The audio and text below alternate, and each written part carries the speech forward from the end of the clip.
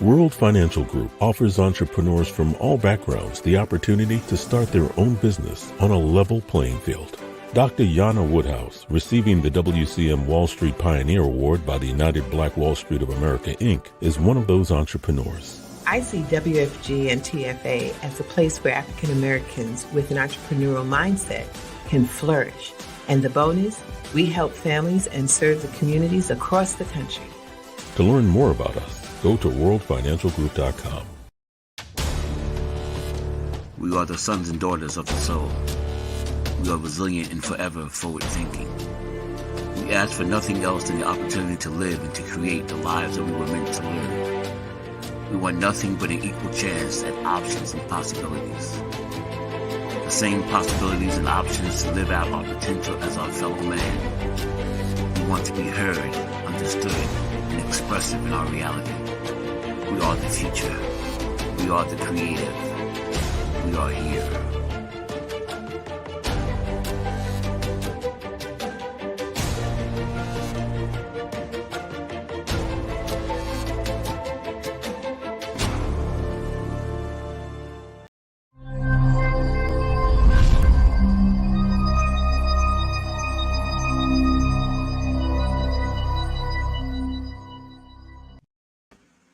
Hello, and welcome once again to let's start that, not yours, to our hour of nothing but information, educational information that's going to help you get through these trying times.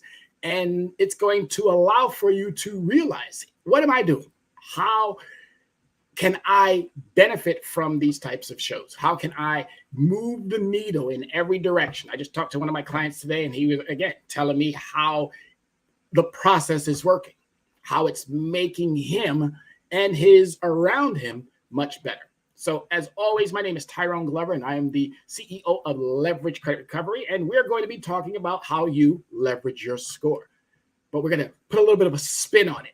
I've now found out a nice way of making and talking about credit, making it sexy, making it appealing, making it, you understand that you're going to have to do these things. There's no getting around it. There's no ifs, ands, buts, no hemming and hawing. Am I going to be able to do these things? Absolutely. But you're going to need individuals like myself who are coaches. You're going to need individuals like myself who are educators. You're going to need individuals like myself who don't mind taking from their day to add to your day, add to your financial understanding. It's important that we all really start reevaluating our financial circumstances. It's important. Your days are going to be so much easier when you can find yourself more stable, when you can find yourself freed up from a lot of these financial situations that keep us behind the eight ball. And I'm telling you, once you start applying these very simple principles, you're going to see exactly what I'm talking about. You're going to understand, wow, had I done this years ago? But that's not what we're here to discuss. We're not here to discuss what you may or could have done years ago. We're here discussing of what you are going to have to do now. We're talking about the state of your credit. What is the state of your credit? Is it good? Is it bad? Is it fair? Is it ugly? Is it spectacular? Whichever one it is, please make sure that you understand it and how do I grow from it. Because if it's spectacular, you're probably doing everything right, but there's probably one or two little tweaks you can make to put it over the top. If it's fair, you definitely know there's some improvements, but where those improvements could possibly be, you might not know how to get to them. If it's poor, clearly there is help needed. So stop thinking or stop allowing yourselves to go through these circumstances when you know there is help out there to assist you, to get you to that next level. And this is what we do. Leverage Your Score is here to help you get to that next level. And then once you get to that next level, we're going to be here to get you to that next level. And then once you get to that next level, we're going to be here to get you to that next level. And once you're where you need to be, we are then going to focus on how do we grow that wealth. All right. So as I stated, Tyrone Glover, Leverage Your Score. we're going to jump right into it. And as always, Tuesdays are my favorite day of the week because I get to do one of the things that I love the most, which is talk to my students, which is educate my students, K through 8. Love that, love that, love that. I appreciate it. I adore all of our youth that we get to spend an enormous amount of time with and helping them grow. And now I get to do it with our adults. So thank you, thank you, thank you. And as always, I ask everyone, please grab that device and send out a share to your friends. Let them know that, hey, that guy is back on again. He's on talking about some of the things that we need to know. And I'm not asking you to send it to 1 million people, one person. And in that one person, I'm asking you to ask that one person to send it out equally to one more person. That's it. I've done my part. I'm hoping you do your part. Now let's jump right on into it. The 5 key components of financial literacy. Okay? The 5 key components of financial literacy. That's what we're going to be talking about tonight. There's going to be a little bit more that we're going to add to that, but we're mainly going to be talking about the 5 key components to financial literacy. Financial literacy advice for smart, savvy adults, youth, and women of color. Yes, this is International Women's Month. Congratulations and accolades to all of those women out there doing what they need to be doing. I'm so impressed with, and I keep saying it over and over and over, women are ruling the world. Women are making it happen. Strong, powerful, beautiful, intelligent women of all colors are doing their thing. They're making it. They're leaving us men in the dust, and it's perfectly fine because it's now time for the woman to be out front leading the charge. So congratulations to all of our strong women of all ethnicities. Continue to keep doing what you're doing because us men need to take a back seat. And I'm one of those men who do not mind telling you, go on, girls, go on, sisters, go on, women. Keep doing what you're doing because I don't mind holding on to your coattail to allow for you to shine and grow. And I'm just going to be in the background, just giving you all the accolades and as much support as I possibly can give you. All right, so the 5 key elements of financial literacy. These are the things that we need, folks. These are the things that we need because we're going to have to get you to where you need to be. Does the idea of making major financial decisions or even checking your bank account stress you out? I'm probably sure it does. I'm probably sure it does. And it's okay. It's perfectly fine. You're not alone. According to a 2016 report from the Federal Reserve, over half Americans, all income levels, are worried about their finances. And it's understandable. We got inflation going through the roof. We can't seem to find the adequate job that's going to compensate us fairly. We can't seem to even find the adequate jobs that are going to allow for us to have health care, vision, dental, all of those necessities that should come with employment. So how do we offset those costs? Well, you got to know how to make proper financial decisions and what decisions are impacting you currently. So some financial challenges might be out of your control, but financial planning can equip you to handle whatever comes your way. It's just that simple. Being empowered to make good financial choices is called financial literacy. I'm going to say that one more time. Being empowered to make financial choices is called financial literacy. So that's all we're doing. We're empowering you to make better financial choices. Nothing but. And that educational piece that we provide with that is ideal for any age group, ethnicity, my apologies, and also globally. What we do here in the United States of America can be done in Germany, can be done in France, can be done in England, can be done all over the world. Why? Because they use the exact same type of principle. Credit. And I keep telling you over and over and over, I'm a credit guy. I'm someone who will find a way with all of the massive amount of information to help you get to where you need to be. But primarily, I'm going to always come back to my core, which is credit. Right? It's sometimes or something which every adult and youth of all ages needs. It's just that simple. Making empowered financial choices is called financial literacy. All right, so highlights. Today's highlights, we're going to be talking about what is financial literacy, earn, understanding your paycheck, spend, creating a personal budget, save, determining your financial goals, borrow, credit cards, loans, and your credit scores, preventing fraud and buying insurance, how to assess your financial literacy, and how to improve your financial literacy right now. So we're going to be covering a lot of information.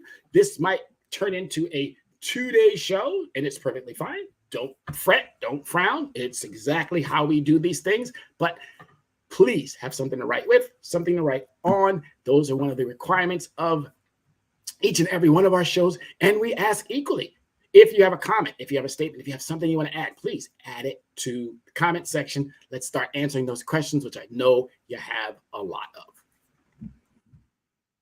All right, so what is financial literacy? If you've heard the term financial literacy thrown around in about being fluent in accounting lingo, although that can help. According to the United States Treasury Financial Literacy and Education Commission, financial literacy is the ability to use knowledge and skills to manage financial resources effectively for a lifetime of financial well-being. Just that simple. It's not that challenging. It's not that difficult. It's, again, the ability to use knowledge and skills to manage financial resources effectively for a lifetime of financial well-being. Lack of financial capabilities can make it hard to make major financial decisions like opening the right kind of bank account, planning for retirement, and paying off personal debt from student loans or credit cards. So how do you become financially literate? Well, let's think about that for a second. Some high schools and colleges offer courses in money management, but if yours didn't, or you're looking for a refresher, start with a few simple concepts. Okay, according to the Financial Literacy and Education Commission, there are 5 key components of financial literacy: earn, spend, save, invest, borrow, and protect. All right, so let's do that one more time. Earn, where does my earnings come from? That's number 1. Got to find out where they're coming from. Spending, how much am I putting out there into the world? How much of what I take in is going back out? Save, am I having enough after I've brought it in? After I did my necessities, do I have enough to put to the side? And invest. Can I invest that I put to the side, and does it grow? If it does grow, do I need to borrow against my growth? And how am I protecting it all? This is financial literacy. This is why these are so important. This is why we talk about all of the elements, and we tie it right back into, as I've always stated, that platform. It's all going to be about your credit. Each one of those understandings is going to have a lot to do with your credit. If you're earning a really good salary and you have a 400 credit score, you're putting yourself in more harm's way. If you have a 500 credit score, you're putting yourself in harm's way. 600, you're spending all of your cash. Everything that comes in is almost going right back out. If you have a great paying job and you're spending more, are you even able to put things to the side? Are you even able to invest? Are you someone who has to borrow even though your income is sufficient, but you're borrowing at a much higher cost? And are you protecting all of that? Credit encompasses every part of those 5 key components. All right, before you can start spending, saving, and investing, you need to know how much money you make. So this is the earnings piece, earning, understanding your paycheck. Your paycheck is a paycheck. It's exactly that. It pays you for the work that you did. And hopefully that you're all making above the minimum wage. If you're making the minimum wage, this is even more important to you because you're going to need to offset some of those differences. You're probably spending all that cash. You're probably going to the ATM. You're probably using that debit card like a revolving door when you should be using allocated methods to take care of all of those monthly expenses. All right. If you make the same amount each month, this part is pretty easy. Take a good look at your paycheck to identify your gross and net income. So knowing those 2 important things as well. Gross is what's the overall that is coming in, and your net minus all of the deductions. All right. Gross means everything, all of it, everything that the boss is saying, here you go, this is yours. And then the boss is going to tell you, by the way, tax man's coming. Tax man's coming. So he's going to snatch his before you even get it. Before you even get it, they're going to take all of theirs. New York State, California, Hawaii, Oregon, they're going to take all those. And if you're someone like who lives in a state like mine, where you have a city tax as well, Yonkers, New York is taking theirs. Simi Valley is taking theirs. All of the cities are going to take theirs as well. So you got a state tax, a city tax, and then you got all of those other things that come with it as well. Medicaid, FICO, and all of these multiple taxes that come out. So roughly, I'm paying somewhere between 32%, and it says it right there. All right. So again, gross is the whole thing. Net is what is left over. And note, any other deductions such as employee-sponsored healthcare or retirement plans are also going to be taken from that gross. If you're one of the 32% of Americans whose income varies from month to month, calculating your income can be a little bit more difficult. So that's only 32% of the population that is seeing a somewhat of an up, down type of situation. But for the most part, they're in an upward trajectory. If you're someone who's just baseline, every single month, your income is the same. For you, it's going to be easier, but for those 32%, it's going to be a lot more challenging. Not saying difficult, but it's going to be a little bit more challenging for you to calculate everything and make sure that you have enough to do it with. You have enough to do with what you want to do. All right, so calculating your monthly income can be a little bit difficult, but it's still important. So learn how to calculate your gross and net income based on your historical earnings. You can learn that here. Once you've determined your monthly net income, you're ready to start to spend responsibly with a budget plan. All right, you're learning how to spend responsibly with a budget plan. Putting a budget together, simple. And if you have the proper credit cards to allocate to that budget, guess what you're going to equally do at the same time? You're going to be meeting your goals, and you're going to also be building that credit to a credit score that's going to supersede anything that you possibly ever thought. All right, so spending, creating a personal budget. A personal budget is just a plan of how you want to spend your money. That's all it is. It's saying, okay, I got my rent done. I got my electricity done. I have my cell phone done. I have my other personal subscriptions done. I have my gym membership done. I have the little bit that I put to the side for my after school or afternoon activities done. All of these items need to be put into specific categories. And if you're using the plan in which we have more or less patented, which is allocating your expenses, making sure they're going to the appropriate understanding of credit building, and then making sure that happens on a consistent basis, month after month after month after month after month. But it's also but it's also the most useful tool for achieving the financial goals.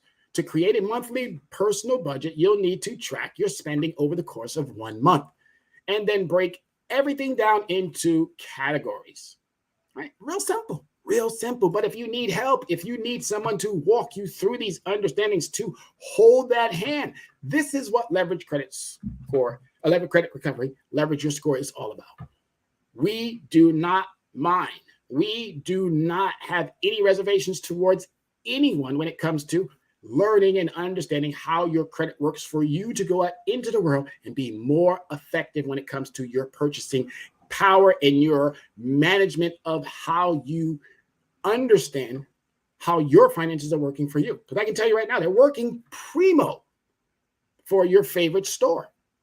They're working fantastically for your car dealer. They're working amazingly for if you're a mortgage meaning someone who owns a home and you're paying a mortgage, or if you're someone who's renting, they're working stupendously for other people. And this is why now we have to start rethinking. We have to recover from some of our hardships that were not necessarily put on our shoulders of our own volition, but also put on our shoulders by those who we decided to get into contractual obligations with. And it's okay to be in a contractual obligation. Just understand that a contractual obligation goes both ways, 50-50. 50-50. You do your part, you have to require upon them to do their part.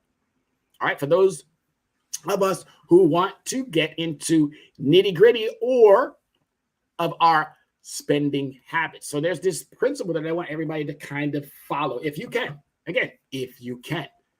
And this is a popular 50-30-20 budget rule. So what is a 50-30-20 budget rule? The 50-30-20 rule is budgeting plan that requires allocating 50% of your net income, your after-tax take-home pay on basics, 50%. Now, a good chunk of that 50% is going to definitely go to your rent, leaving 30% to spend on non-essentials and 20% for savings. If this is possible. If it's not possible, sit back down with somebody who can walk you through maybe a different type of an understanding, maybe breaking that down so it fits to your. But in order to do this, you have to know what you are bringing in and what you are spending on a monthly basis. The budgets do not work perfectly for everyone, but is a great rule of thumb for anyone who new to the budgeting, all right? New to budgeting. It's fine. We're all new to certain understandings. We're all new. We're all new at some point. As I was telling my students today, did you learn how to walk or did you learn how to run first?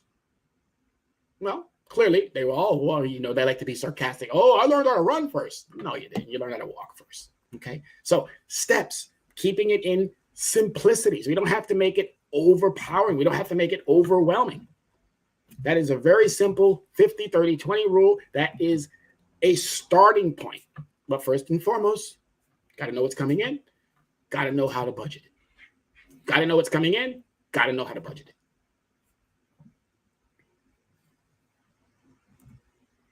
All right, so take actions. Let's get into the savings piece, determining your financial goals. This is where we put these things into specifics that allow for them to, we got our car, rent might be the next one, insurance might be the third one, whatever your course, whatever your directions, whatever your understanding of, this is going to help you with making sure that I'm categorizing, I'm putting these things into the proper understandings. And as I stated, if you allocate, they keep telling you, oh, can I pay my car with my credit card? Why couldn't you? It's money. If a car dealer were to tell me, oh, no, you can't pay your car, well, then you don't want my money. Absolutely. I'm going to put something on my credit card that's going to give me the biggest bang for my buck. It doesn't have to come from my debit account. Why? I want to get rewarded for using the method of payment that I want to use. If anybody tries to dictate, you have them call me. And then all you have to do every single month, when you get ready to pay it, put that money right onto a separate account and let that account build up until they decide to take your. Stop negotiating so that they tell you what to do. Start negotiating so that you are on an even understanding. I need to watch my credit go up. Now, your credit's still going to go up because you're in a contractual obligation with your auto lender. But stop letting your lender dictate what he's going to allow for you to do. Start making negotiation understandings or negotiating so that you understand. Bang for my buck. Return on my investment. Because businesses are making out. Apple is, I don't even know how old Apple is, but Apple can't be that old as a company. But Apple is at almost a $3 trillion market share. $3 trillion. Apple's not older than I am. And I'm 56. It's not older than I am. They've been around that long. But Apple has a $3 trillion market share. Do you think Apple's credit is not somewhere in that AAA? I'm almost 110%. Do you think Microsoft, who almost has a $2 trillion valuation, do you think their credit is not AAA? Guarantee. Do you think that these companies were all started with the fact of, oh, this is how I'm going to do things? No, absolutely not. They had a plan. They had goals. They set out to make sure that they hit those numbers all the time. Of course, there were probably some rockies, some ups and downs, some ebbs and flows, but eventually got it all under wrap. They got it taken care of. And the most important part about this whole entire piece that I'm talking about here is that this company had bookkeepers, accountants, they had all the best of the best. You as an individual, you don't have those things. So you have to literally find ways of being able to make it manageable for yourself. And this is why we do these shows. We make it manageable for you, each and every one of you. It doesn't matter. Doesn't matter. All you got to do is want it more than those who are presenting it to you. And once you do that, sky's the limits. Sky's the limits for you. So let's get into this, determining your financial goals. All right, everyone knows it's important to save money. It's important to save it, but it's also equally important to understand how much of a return am I getting back off of what I'm saving. But it's hard to spend less than you earn without specific financial goals to work towards. Your financial goals will depend on your unique situation, but should include some of these things. Savings for emergency, okay? They call that emergency funds. Make sure you have a sufficient amount of emergency funds. I think the Susie Orman thing, which is here as well. Financial experts recommend having at least 3 months worth of basic living expenses in an emergency fund. If you don't have that, it's not the end of the world, but you should have some other resources that would allow for, should something happen, you can reach out to without having to, again, find yourself in financial hardship. And if you have to reach out to a credit card or 3 credit cards to make those ends meet, then by all means do that. But make sure that you are meeting 2 of those pieces that we always talk about: paying on time, bringing down that utilization. Paying on time, bringing down that utilization. And we'll talk about that as the show goes on. Planning for retirement. I hope all of you are going to retire at some point. All right. Retiring doesn't necessarily have to mean I'm done, I'm not making any more money, I'm going to live with what I have coming in. But what you have coming in might be less than what you have going into or coming in the beginning. So before you retire, please make sure that that income continues to keep growing, even though you might be in a situation where you're now not reporting to someone's workplace. Most financial planners suggest setting aside at least 10% of your take-home pay each month for retirement savings, like a 401k or Roth IRA or both. Now, both of those 401ks and the Roth IRA now, I'm not going to talk bad about them because that's not my area of specialty. I'm going to let those who have a better understanding, but at least that 4% or whatever your return is, you got to look at that. Is that enough money? Is that enough that's coming back that's going to allow for me to, again, if you're in a mortgage, if you're renting, if you have other expenses, is that going to meet those pluses? They're going to be enough for you to, again, live. Now, living is not just paying your bills and that's it. Don't you have an outside life? Don't you have an active life? Don't you have things that you want to do? Don't you have places you might want to travel and go to? Well, this is what this is all about. It's to make sure that the complete package, not just part of the package, but the complete package is all sealed, wrapped up, ready for you to do whatever you want to do once you reach that retirement age. So definitely planning for retirement. Saving for a big purchase, whether you're hoping to buy a car, a home, or paying for graduate school. The sooner you start saving, the less you'll have to put aside each month. Savings is not necessarily a bad thing.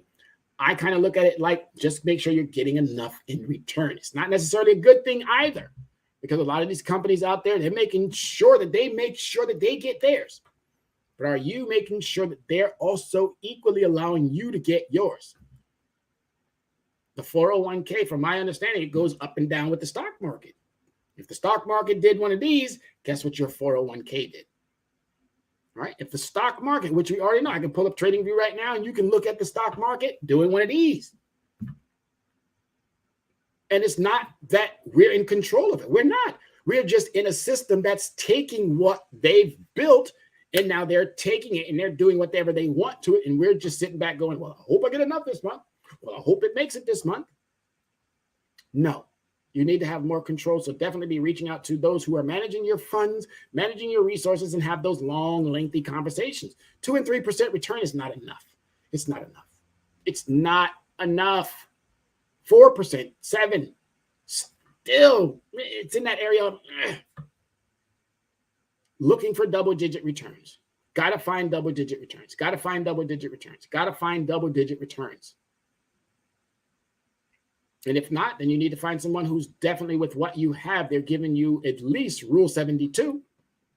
They're focusing at least on Rule 72. I talked about Rule 72 a while back. And if you need a refresher, let me know. Send me a comment. Send me something that says, hey, you know what? Can you go over Rule 72 for us one more again? All right. So there you are. Savings for a big purchase. Paying off personal debt. Most people have some kind of debt, and debt is okay. Good debt, bad debt, it's all works to your advantage if you're managing it properly. Whether that's student loan, credit card debt, or both. Check your interest rates on your loans. Pay off loans on time or ahead of schedule can save you thousands of dollars in interest. And also negotiating. Hey, you know what? I've been with you for 5, 6, 10, 15, 20 years, and I've never asked for any reduction in my interest. Let's have that conversation. Then you're really going to know who you're dealing and who you're doing business with. Because if they're telling you, well, I got to go get some approval and this approval from that approval and that approval from this approval. No, the song and dance is over. You've been with them that long. That means they don't value the relationship. And you shouldn't either if they don't value it. It's not that hard to start pushing back and start requesting the things that's going to help your bottom line. Because their bottom line, I'm telling you, their bottom line is more than okay. If you don't believe me, check out their commercials. If you don't believe me, go to their website and look at their financial statements. If you don't believe me, we could have a whole show on which companies make a lot of money and don't do hardly anything for their employees. If that's a conversation we need to have, because I can tell you a lot of them out there. A lot of them. Walmart, Target. They're not doing a whole bunch for you. Amazon. The more complaints that I hear about a multi-gazillion dollar company and it still treats its associates like garbage, like manure, because some of them actually have to sit right at their duty stations and take a poop at the duty station because when you go to the restroom, you're on a timer. These are not working conditions. These are slavery conditions. Moving on. All right, so borrow. Credit cards, if you got to borrow. Credit cards, loans, and your credit score. This is where it all, again, I told you, it all comes back to our platform. It always comes back to that stability. This is what's going to allow for you to build whatever it is that you want to build, with having a balanced understanding about your finances, understanding how financial literacy plays a role in your life. All right, so this is the third key element.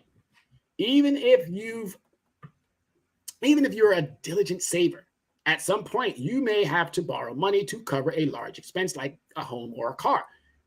Maybe you borrow money as a college student or currently dealing with college loans or credit card debt. Borrowing isn't necessarily a bad thing as long as you know how to compare loans and maintain a healthy credit score. That's all it is. Maintaining comparing. Easy. 2 easy words. APR, annual percentage rate. Knowing what that is. How much am I paying for every $1,000 that I'm borrowing? Is the key to comparing loans and credit cards. APR takes into account both the interest rate and the fees to give you more accurate ideas of how much interest you'll pay each year. A low APR means you'll pay less interest over time, but how do you get one? All right, how do I get to a low APR? And I'm sure you guys see those commercials just like I do. Qualified lease ease, get you that Mercedes, get you that Lexus, get you that BMW, get you that Cadillac, all of these high end. Even when you look at Nissan, even when you look at Toyotas, you see the same commercials that I see. They got this hybrid, oh my goodness, not hybrid, it's a electric Hyundai. I think that's it, yeah, Hyundai. Electric Hyundai. Looked beautiful. I saw one today. Looked amazing. But again, do you want an 18%? Do you want a 19, 20%? Paying 3 and 4 and 5 times more than the car itself is actually worth? Or do you want something on the 1 and 2%? Well, this all comes with how I manage my money, how I manage my credit, how I compare and maintain a healthy credit score. Not that hard. Actually pretty simple. All right, so I'm just saying in general, the higher your credit score, the less interest you'll be charged. This means that if you've had financial difficulties in the past, you could get stuck with a vicious cycle where all your money goes to paying off interest. We don't want to do that anymore. I've been there. You've been there. There's been so many of us that have knocked on that higher interest door, and we're done with it. We're exhausted with it. So why do we keep visiting the same understanding when all we have to do is just educate ourselves on moving past that? That's why building healthy credit is one of the most important steps of becoming financially literate. Again, that's why building healthy credit is one of the most important steps to becoming financially literate. And this needs to start being taught in our K through 8 so that they have a great understanding going into that high school setting, so that they know in that high school setting, I might be getting my first job. I might be working for mom and dad. I might be in a situation where now I have resources of my own and I want to start managing those resources more effectively. Keeping a balance on a credit card is one of the easiest ways to rack up debt, but choosing the right credit card and using it responsibly can actually help and improve your credit score. All right, that's not hard. Learn it here. Learn more here about your credit. Learn here. We have a complete guide that we can give to you to walk you through all of those steps. Easy peasy breezy. We're struggling because we want to struggle. It's not because we don't have the information nor the time. I've already told you. You can't find that time. You have to make that time. Really simple. You cannot find time. And if you do, you're sitting on a gold mine. You just haven't been able to patent it yet, make it get out there so that everybody can benefit off of your understanding. But if you have found time, you need to be on my show or your own show telling people or showing people how you found time. So I'm not going to even elaborate on that anymore. You need to make the time. Make the time. Make the time to get to where you want to be. Stay committed. Follow up. Have a coach. Have some educators in your back pocket that will and can be there at a given moment to help you. That's it. Just that simple. Some of them may charge you a modest understanding. Some of them maybe even ask for a donation. But again, nothing in life is free. Nothing. This right here is free because of the fact that it's going to help you down the road. But you're going to have to put in that work. That's where the big bang for your buck comes in. The information is free, but the work that you're going to have to do is going to cost you at some point. And it's going to either cost you a lot or it's going to cost you a little. But you got to figure that out. You got to want it more, as I keep saying. I'm going to constantly keep saying, I'm going to constantly keep putting out there. You got to want it more than those who are offering it to you. Once you do, you're going to see the improvements that you need. That's simple. All right, so how do I get to a perfect credit score? Is it even possible? A perfect credit score is 850, but perfection is beside the point. You don't need to be perfect. You just need to be in a realm where you, yourself, and those who are in your midst can equally benefit from you striving to perfection. You don't have to be perfect because none of us are perfect. We're going to constantly keep making these mistakes. We're going to constantly find ourselves in situations, and that's okay. But as long as you know how to navigate out of those situations, when you're stuck in traffic, one of the worst things in the whole wide world, especially when you need to be somewhere on time, do you sit there and freak out? Do you sit there and go nuts? Or do you think about hitting that GPS and looking for a shorter route? I do it all the time. Did it all the time.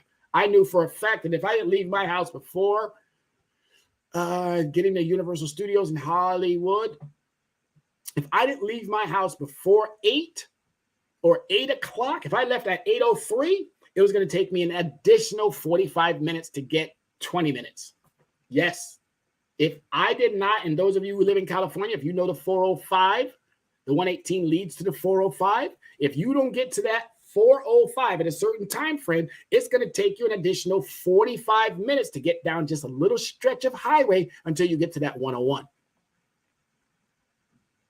And that's going to take you another 10 to 15 extra minutes until you get to your off-ramp or your exit. My exit was Universal Studios.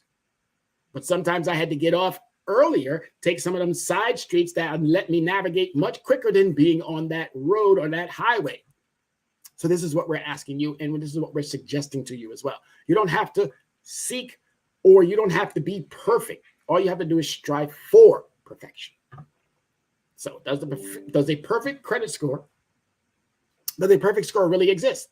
Learn more. Again, learn more here about how to get to those areas. It does exist, and you yourself can equally be there, but you don't have to always be perfect. Let's strive for getting out of the mediocrity realm. All right, let's strive for being better than a modest understanding, because that's what's costing us the most. Settling. We came to this country in 1400s, and we're still settling today. And it's 2022. All right, so here's some of the understandings. What is a high credit score?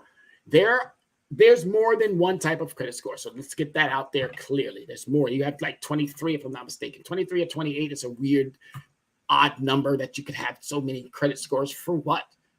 For what? This is what happens when you put this into the hands of private, meaning for-profit entities that want to go out and dupe you, that want to go out and take advantage of you, that want to go out and do, obviously, to make their bottom lines, to hit those numbers that they want to hit. This should never have been given to private entity, because it allows for them to do exactly as I said. These are crooks. These are criminals. These are scallywags. Yes, Equifax, TransUnion, Experian, the new one that's out there, Invadus. These are all companies that are not out to help you. These are companies that are out to make sure that their bottom line is met all the time. And then they throw gimmicks at you. Oh, well, get a boost. Let's get a popular individual like John Cena to go out there and ride on a purple and white cow. Yeah, let's do that. Let's put products like Chase does all the time with, I believe it's Kevin Hart. Yes, Chase. Yes, using Kevin Hart, a famous actor who everybody knows, who's going to more or less go out and get a Chase card just because Kevin Hart is telling you get 2% back. Yeah, I talk loud because I'm Kevin Hart. No, don't get bought into that either. Don't get bought into the coolest cat on the face of the planet, which is Samuel L. Jackson. What's in your wallet? What's in my wallet, Samuel L.? Capital One's hand paying you to be their spokesperson. That's what's in my wallet. 24%. Your gimmicks of 2% back actually do absolutely nothing. I'm just a regular citizen. I'm not spending hundreds of thousands of dollars, where 2% could probably end up to $20,000, $30,000 a month. I'm not spending that on a monthly basis. I'm just a regular person just wanting to make sure that I can achieve a 740 or 799 credit score with using your product, but I don't need to have a 24% interest rate on your product. How about 2? If you can give me a gimmick joke of 2% back, why don't you just give me the 2% on my credit card, and maybe I'll spend a little bit more, and keep your 2% cash back because I don't need it. I don't need it. But on a 24%, and you're trying to give me 2% cash back? Nah, you who do you think you're kidding? You're not fooling us. We go to the same schools you've gone to. We probably are even a bit more educated than you, like our soon-to-be Supreme Court Justice, who's had more court knowledge and experience than 4 of the judicial individuals currently on the courts. That should tell you more than enough. The last 2 that went on are the last 3. Barrett, Gorsuch, and oh my goodness, who's that other guy? I can't remember his name right now, but it will come to me. But those 3, Barrett and Gorsuch, they should have never even been given that understanding to even make it to the courts with all of the shenanigans that they've been doing. But again, different topic, different day. But here's what you want to consider. The Fico Advantage uses the same range of 300 to 850. But the Rubik's, a credit score above 800, is considered excellent. Very good. Fico's scoring range is 740 to 799. And that's only considered a good credit score range. All right, from 670 to 739 and 580 to 669 is considered fair. So we got a lot of work. And again, even in some of those 670 ranges, 739, you're still looking at some of you still end up with let's talk auto, 10%, meaning you're still at where you're more than likely having an interest rate of 10%. If you're in that 2 or 3% and you got a 670 or 739, you're doing good for yourself. But as soon as that auto dealer gets your information, they're going to drop that down because they're going to go out and start inquiring. So again, when you're at a high credit score, be careful. Don't subject yourself to things that are going to drop that score so that they can get the good deal for you. And then they're going to walk back and tell you, oh, well, we tried our best, but this is what our sales manager only can accept. No, it's not what they only can accept. You didn't know enough prior to going in. And any credit score below 850 is considered poor, while a significant 21% of consumers have an excellent scale of 800 or higher. Only 1.2 have a perfect credit score of 850. So even though those of you who are in that 800 range, 21% of consumers, that's beautiful. Congratulations, but only 1.2 of you have a perfect credit score. Don't think about our Jay-Z's and Beyonce's. Don't think about our super rich and powerful, the Oprahs and the Bill Gates and the Warren Buffetts. They're not even in your category. Don't think about our actors and our singers. Don't think about none of these elites. They don't even reside in the same understanding as we as normal Joes. They're not even in our same category. They get the majority of their stuff, their earnings come through assets. Ours come through labor. So once you understand the difference there, you'll stop trying to think that, well, why are they here and I'm so here? Well, there's a huge difference. Rich people make their money again through assets. Poor people make their money through labor. Middle class, labor. Over 250 or where Joe Biden said $400,000, you're a laborer. You're going to make your money working for other people until you know how to make your money off of assets. There are 6 asset classes out there, and if you don't know what they are, you need to, again, leverage your score and talk to us. That's what we do for those who are in that realm that I equally find myself in. I'm not rich. I will be at some point. I'm not wealthy. I will be at some point, but I'm working my tail off to make sure that I generate wealth, not for me. Because again, I'm not doing this for me. I'm going to be okay with the lifestyle that I want at some point. But I'm doing this, and who I'm doing this for is my community. And my community is just not the ones who carry my same last name. My community is where I reside, where I live. In Yonkers, New York is my community. Love my birthplace. And I'm going to do everything that I possibly can for my birthplace. You want it, you got it. You just got to want it more than I do. New York State is my birth state. And I'm going to do everything that I possibly can for my state of New York. You want it, you got it, you can have it. You just got to get out of your way and find the caught you, or I caught myself. You have to make the time. Although bad credit scores can have a negative impact on your finances, a perfect credit score or a perfect score won't necessarily get you the best interest rate than a very good one. So it's really important to understand that. Look at your agreements that you're getting into and make sure that it's beneficial for all parties. And if it's not, renegotiate. If you get individuals that don't know how to renegotiate, that means you're not talking to a decision maker. And if anybody customer service representative, again, they're limited in their scopes and the abilities to do certain things. So definitely show them consideration and be generous to them as far as your verbiage. Don't dismiss them. They are human beings. They have feelings. But let them know, hey, I'm glad that you're here. You took my call. I'm so happy that I'm able to converse with you. But are you a decision maker? No, you're not. So thank you very much. But I'd like to speak to someone who can get that check mark and I can move on with my day. And if they talk about, oh, well, supervisor's not available for 24, 72 hours, appreciate that. But let them know that, hey, considering the understanding that we're in a partnership, someone should be able to free themselves up within the next 20 to 30 minutes to take this more serious because I'm taking it serious. So no matter which range of 501 to 990, And FICO score, again, Advantage is offering one, FICO is offering another, specializes in loans and credit cards. The range doesn't matter.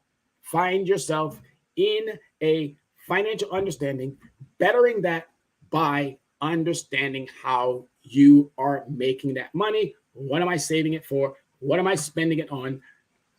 Am I investing? And even if I do make enough, do I still need to borrow? It's not hard. It's actually pretty easy.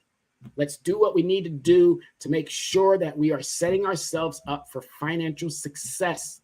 We are living in treacherous times. We are living in horrible situations that, again, we can get ourselves out. We just need to know how. That's what Leverage Your Score is all about. All right, so how do I get to a perfect score? Your credit score doesn't have to do with your income level, savings, or investments. It's simply a measure of how you manage your debt. So it is. How do you manage your debt? You can achieve a high credit score by showing financial institutions that you have a variety of loans that you always pay on time. Number one reason. Number one, that's 35% of your overall credit score is that you're paying on time. In addition to on-time payments and low credit utilization. Number two, bringing down. Max out, bring it down. Max out, bring it down. Max out, don't pay the minimum. But if you pay the minimum on time, that's part of it. And then maybe within the time frame of them reporting it, you can add a little bit more to get it down so that when it hits that utilization piece, you are now under that utilization. Oh, yes, you're okay. But those two areas, paying on time, bringing it down. All right, the perfect understanding, they have it in there, shall we say, in their scoring card, your credit goal scoring cards, they say 30%. Well, I've done the math. The math now is 23%. If you're under 700, you need to be making sure that you're bringing your credit down to 23%. That means you're freeing up 77% of your credit. That means you're freeing up 77% of your credit to any lender. Anybody who can see on a month-to-month consistent basis that you might have to max out, and then you're bringing it back down 77%. Oh, you're doing yourself a hell of a good job. And you keep that consistent across all your credit obligations, not your cards. I'm talking specifically more about credit cards, not your auto obligations, not your mortgage obligations. Those fall under different categories of your credit scoring. What I'm talking about primarily is I'm talking about credit card obligations. If you start making sure that those obligations come in play, you're not going to have any problem. All right. So as we move through this, again, you can achieve a high credit score by showing financial institutions that you have a variety of loans that you always pay back on time, in addition to on-time payments and low credit utilizations. These are two factors that really distinguish those with perfect credit scores. People with perfect credit scores, this is what they have more credit cards. People with perfect credit scores have an average of 6.4. So it went up just a little bit. Credit cards, almost twice the national average of 3.8. So people with perfect credit scores, 6.4. Those who are in that national average, which is 6.8. That means 3.8. That means they have 3.8 credit scores.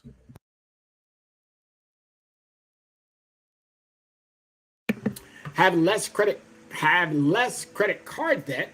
Those with perfect credit scores owe, on average, $3,025 on their credit cards. The national average is $6,445. So again, balancing out, understanding whom credit scores, those individuals who have perfect credit scores, what they owe is much less than the national average. So again, understanding this, knowing how this works to your advantage is only going to help you with getting and reaching all of your financial goals. But you got to want it more than those who are offering it to you. It's just that simple. All right, so what factors determine how credit scores or your credit scores?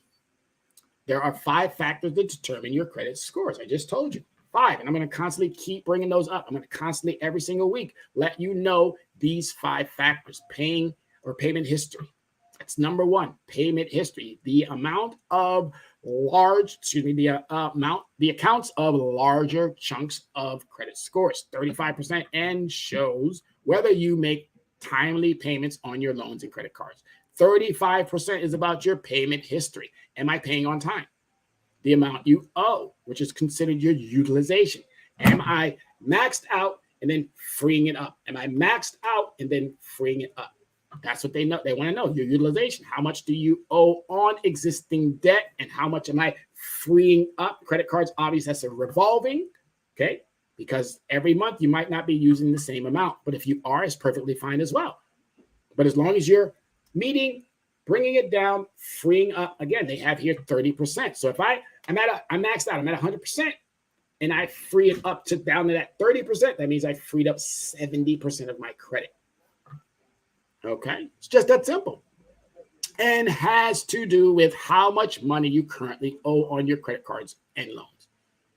All right, so here the other 3, they kind of play a little bit of a role, but if you're missing out on those major 2, that's 65% of your overall credit score. Now, here's the part that I want everybody to now start doing.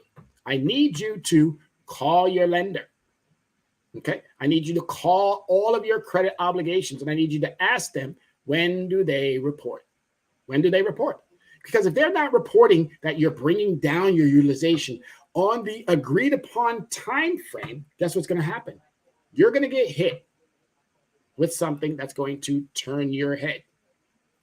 And as we wrap up the show, you're going to probably see that they're dropping in our email contact information. You're going to see they're dropping in our phone contact information. Again, please use these items for and to your benefit. LeverageCreditRecovery@gmail.com.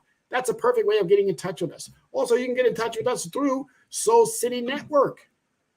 They don't mind passing on that information. Plus, this is an awesome network that allows for you to, again, get great financial content along with other information that can be beneficial. Join or go to our website, leveragecreditrecovery.com. There you can find a plethora of information as well. Always available, always there, always going to make sure that you, the client, the consumer, a passive buyer, that you always have valid, up-to-date, the most current information when it comes to your credit report, when it comes to your credit score. Having a good credit mix is 10% of your credit score, meaning what kind of mixture do I have? Credit cards, revolving installments, having a nice mix so the bank can see, wow, these individuals are doing very, very well for themselves. All right, having that good mix is going to show a lender that no matter what type of stress test we put to that individual, they're always able to excel. New credit, making sure that you're not overextending, making sure that you're not looking desperate by going out there and applying. Number 1 rule to applying is that you're not over applying. So when you are getting that new car, make sure that potential lender has not given you haven't given the potential lender a blank check to go out there and keep inquiring, trying to get you the best credit score, or the best loan because of your credit score. They already know prior to you coming in there. If you've given them any information, they already know which bank they have to go to. So let them know before you even get up, before you even do anything. Let them know 1 credit score. That's all you need. 1 bank, you already know. Don't try to go in there and let them do 9 and 10 and 8 credit inquiries, because they will, and they'll suck that score down to almost nothing. Please be careful in these auto dealers. Please be careful. I know the prices of cars right now have gone through the roof due to microchips and all these other things that they're claiming. Oh, we don't have the inventory. Stop getting bought into the gimmicks. And lastly here, the age of credit, 15%. All right. How long have you had credit? If you're looking at your credit score and it's telling you have a minute, then you might want to go back and say, hey, wait a minute. I've been around for 50-something years. I have longer than a minute. All right. So we're going to wrap this up because our day is not over. It goes so quick. It goes so quick. It goes so quick. It goes so quick. I love it. I love how quick it goes. We're going to finish this off with day 2. But if you need to get in touch with us, we'd love to hear from you. Get in touch with us. We're on Facebook. We're on Twitter. We're on TikTok. We're on Instagram. If you need our mailing address, P.O. Box 101 Yonkers, New York, 1070, and that's 702. All right, that's 701. My apologies. Phone number 805-428-9424. We have an email, leveragecreditrecovery@gmail.com. And then our new ones for those clients ready to get started today, for those individuals who are ready to get started today, coachcredit401@gmail.com. As always, I thank you. I appreciate you. For you, without you, none of this would be possible. So thank you as always for joining in, lending that time, giving us your afternoon for these important understandings of how you yourself can benefit. You're more than what you think you are. You just have to want it more than those who are offering it to you. As always, be safe, and let's keep praying for our friends and family, our loved ones, and even the strangers there in that war-torn area of, oh my goodness, I just drew a blank. But you know, my heart is there. My mind is there. Every part of me is there. Let's keep our neighbors, our friends, those who are traveling in again, these horrible situations that are going on in that war-torn area. Let's make sure that we keep praying for our neighbors and friends. And for all of us out here in America, we love you. We appreciate you. Keep striving. Leverage your credit. My name is Tyrone Glover, and I'm the CEO of Leverage Credit Recovery. Thank you very much. As always, be safe, America. We are the sons and daughters of the soul. We are resilient and forever forward thinking. We ask for nothing else than the opportunity to live and to create the lives that we were meant to live. We want nothing but an equal chance at options and possibilities. The same possibilities and options to live out our potential as our fellow man. We want to be heard, understood, and expressive in our reality. We are the future. We are the creative. We are here.